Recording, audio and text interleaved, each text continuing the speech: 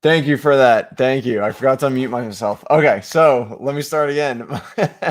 My name is Michael Simione. You can follow me at SB Streamer. You're watching SB Streamer Live. Today we're going to go through the chart as well as home away splits. And yeah, so we'll get started with today. JT Brubaker was on for today, but for some reason he got pushed back. I didn't get to look into why. But he's not even on for tomorrow. I don't know. So we're gonna roll with with Josh Fleming for today. Yes, I know. Good morning. Thank you, Matt. And yeah, I'm sorry, guys. That was pretty bad. Anyway, I figured it would happen eventually because I always mute myself with the countdown so people don't hear me typing. So Fleming's been really good. Really knows how to utilize his pitches, is really good at working his pitches against lefties and righties. I like the way he works both splits. Been really good on the road, actually, with a 3.86 ERA. He gets the Rangers, who have been pretty bad as of late. I mean, the 40 WRC plus, the high swing strike, they're not really getting on base. This makes a ton of sense. So I'm totally in on this start. Makes a lot of sense. Fleming should be your streamer for today if he's out there. Cody Petit's not a bad option as well. He's going into Pittsburgh. They haven't really been good against righties. They more so hit better against lefties. Probably won't put up a ton of runs. I know they have Brian Hayes back. So that might make them a little more difficult to face, but I think Petit's a decent option as well. Spencer Turnbull's been pitching really good as of late. I know he had that no-hitter, but he goes against the White Sox, which makes this obviously dangerous. You don't really want to stream anyone against them. John Gray is home. He does pitch really well at home. You can see that 2.36 ERA at home. So, if you want to risk it, go for it. Let me know how it turns out. it might end up being fine. Then you got Mitch Keller against Miami. Really good matchup, but he could end up walking like 7 hitters. So, you don't really know what you're going to get out of him. So I think that's too much risk there. The rest of the way, there's not really anything too interesting. I mean, if you want to look at Duggar against the Angels, I probably wouldn't because he's not really a good pitcher. I know they're struggling, but I think that would be kind of a trap. All right, moving on to tomorrow. We got Alex Cobb. Tomorrow's a weird slate, in my opinion. I feel like you don't really have any obvious options. I think Cobb is really good when his splitter is on. I think you get a lot of strikeouts. Seattle can strike out a ton. You know that their offense could just be anemic at times. But they've been trending on the better side. So we'll see what happens there. But Cobb's really good at home. He's got a 2.25 ERA in the last 3 starts. He has a high K walk percentage. Again, if that splitter's working, he can get a ton of strikeouts here. And I just feel like this start has a lot of upside. So that's why I'm taking it. If you want, you can roll with Jameson Taillon. He's going to be home against Boston. Boston has been struggling, but that offense still scares me, so I'm not too sure if you want to do that quite yet. And plus, Taillon seems to be on the downtrend. Saris tweeted out the other day, like the stuff metrics on all his separate individual pitches seem to be going the wrong way. So it's not like he's quite really improving. It looks like he's going, he's on just not pitching well, basically. We'll see if he can turn it around, but I wouldn't bank on it quite yet. So again, this looks good on paper, but I'd still be a little afraid of it. Spencer Howard gets Washington. If Howard could just have good command for 5 innings, he could be a good pitcher, but he has yet to prove it. So I'm not going to go with him, even though Washington has been struggling. Merrill Kelly gets Milwaukee. They're surging as well. Yelich is actually hitting, which is good for them. So I'm a little scared of that. Skubal going against Washington. I know we talked about this yesterday. This is a true test for him. True test for that, new arsenal that he's using with the changeup. So we'll see how that plays out. Cole Irvin has been good until his last start, and now he goes into Colorado. You don't want any part of that. And the rest of it is just obvious. Stay away from him. I mean, Stripling against Houston, you want no part of that. Kobe Allard, I don't know if he's just going to be opening. I don't know. But Cole Stewart against the Giants, you want any of that. Freeland at home against Oakland, I wouldn't touch that either. Moving on to the day after 6-6, we're going to go through this together like we typically do. You got Garrett Richards going against the Yankees in Yankee Stadium. The Yankees have been struggling big time. Their offense just it's basically AAA after like the top 3 right now. Stanton's been in and out of the lineup. Richards has been pitching okay. I feel like this is an okay play, not a great play. I'm gonna give it a 7-0. Then now you got Johnny Cueto going against the Cubs. At home, Cueto's been really good. Cubs have just been kind of middle of the road, but they can be dangerous. I'm gonna give this a 7-0-2. This could turn out okay, especially because I like that stadium. All right, we'll move forward. Vince Velasquez going against Washington. Again, like I said, they've been struggling. That offense can bust out, though. I mean, as soon as Soto starts going, and then, things will start falling into place. Plus, I can't trust Vince Velasquez. So I'm going to give this a 6-8. John Gant against Cincinnati. I don't know how Gant is doing this. The guy has been ridiculous. His ERA is I think sub 3. I don't even know. I'd have to look. But I mean, look, his ERA on the road's 2.89. 2.61 at home, but I just don't I don't believe in it. It's gonna blow up eventually. I don't trust this. Plus, Cincy's offense is good, so I'm gonna give it a 6-3. Caleb Smith against Milwaukee. We just talked about Milwaukee.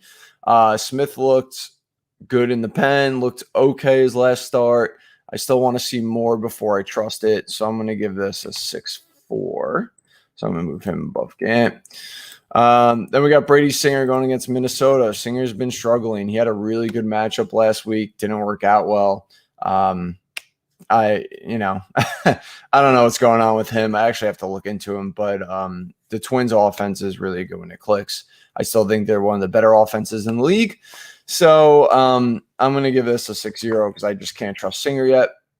We got Jose Quintana going against Seattle. Quintana's just not that good. Seattle does struggle against lefties. And I feel like their offense is gonna, start trending down towards being a streamable offense again. Offense to stream against again. So I don't trust Quintana though. I'm gonna keep this at a 6-3 as well. So we'll bump him up over Singer. We got Dane Dunning, who I like a lot. Talked about him, I think 2 days ago. How he's someone you might want to buy into because he's got 2 really good breaking balls. I think he's run into some bad luck. He is good at home, but he does draw the Rays, so this is a tough matchup. Rays hit righties really well. They just hit Cole yesterday, so I feel like it'll be a tough matchup for him. I am going to give him a 6-5, though, because, again, I really like the breaking balls. He just has to work on his fastball location. All right, Wade Miley against St. Louis. Miley's been good. He's on the road. St. Louis is been okay, a little up and down as well. This is just kind of a meh start for me, but Miley has been good, so I'm going to give him a 6-8. Bump him up. Chad Kuhl going against Miami. Miami's been struggling, although with Starling Marte back, they've been a little better. I've seen their WRC plus and all their metrics starting to head north. So Kuhl, we don't really he's good, but not. I don't know. He's back from injury too. I want to see a little more of him. We're going to him a 6-5 because of the matchup. James Caprillion, really been really good. Struggled his last time out. Now he goes into Colorado. I think the stuff is good, though. I'm going to give him a 6-0. Logan Gilbert against the Angels. We just mentioned them again before. I think their offense is good, but they have been struggling. I need to see more from Gilbert before I'm really buying into. These rookie pitchers are tough. I feel like they always struggle early on. I know there's outliers, but typically they tend to have issues coming up, and it's a matter of them making adjustments. So until Logan Gilbert really makes those adjustments, I can't really be buying into him either. The K walk's okay. The swing strike's not great. I want to see more from him. I'm going to give this a 6-4. That up. And then now we got George Lopez against Cleveland, who Lopez has been pitching really well, actually. But I did break him down. I don't believe in it at all. I think it's just a hot streak that he's running into. Cleveland's offense is a good offense to stream against because I feel like they have a low floor, but also a low ceiling to that offense. But I'm just going to give him a 6-0 here. So that's for 6-6. Looks like our streamers would be either Richards or Cueto. I'm I want to lean Richards. If the Yankees keep struggling like this, I feel like he'd be the right pick here. So he'll be our main shallow. Now we need a deep league pick. Looks like it might have to be VV. Oh man. Well, we'll leave it for right now. I'll come back to this one later. I got to think about that. I just can't trust VV quite yet.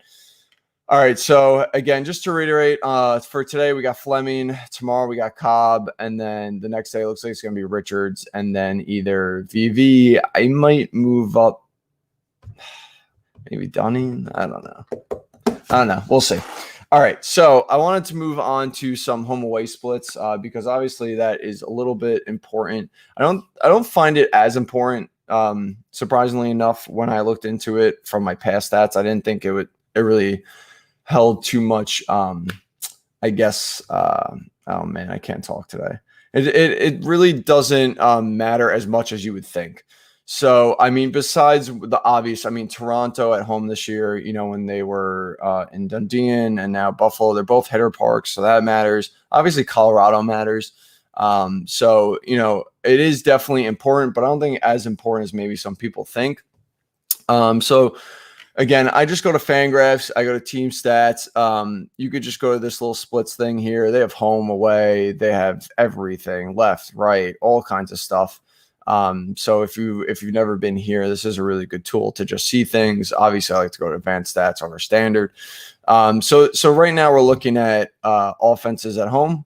Obviously, Toronto's up top.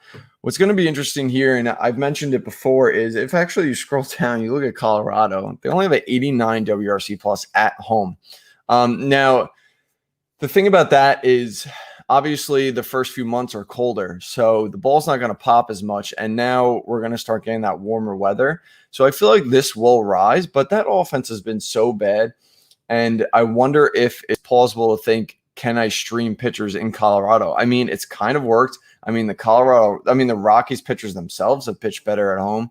So again, I think this is going to go up, but I think it's not I don't think Colorado right now is something that you just can't touch just because their offense is just so bad. But let's go back to the top. So you got Toronto up here with 129 WRC plus. We're going to look at WRC plus here. Then you got Houston. Then you got Cincinnati, the Dodgers, the White Sox, the Angels, the Braves, the Cubs, Boston, and the Mets. Nothing too crazy here or too surprising. I mean, the thing is, too, you also have some really good offenses here who are just going to hit regardless. So there's really not too much here. We're going to dive down. We got Cleveland, Milwaukee, Seattle, Detroit, Nationals, Colorado. Like I said, a little surprising there. Texas, Pitt. Nothing too surprising here either.